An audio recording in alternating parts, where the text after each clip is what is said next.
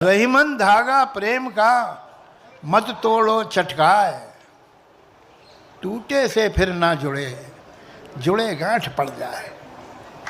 अब इसको ध्यान से सुनिए।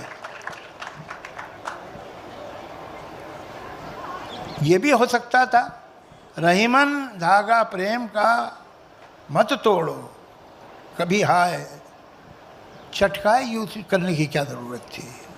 चटकाए कोई बहुत पोइटिक वर्ड भी नहीं है, साउंड भी इसकी तरह हार्श है, इसलिए कि काम हार्श है। चटकाने के मतलब झटके से तोड़ना, जिसकी साउंड भी आती है चटक। चटकाए। तो रहीमन ने ये नहीं कहा, सिर्फ ये नहीं कहा कि धागा प्रेम का मत तोड़ो, उसने एक कंडीशन डाली है, मत तोड़ो चटकाए, झटके से मत तोड़ो, बेदर्दी से मत तोड़ो, ज़बरदस्ती से मत तोड़ो।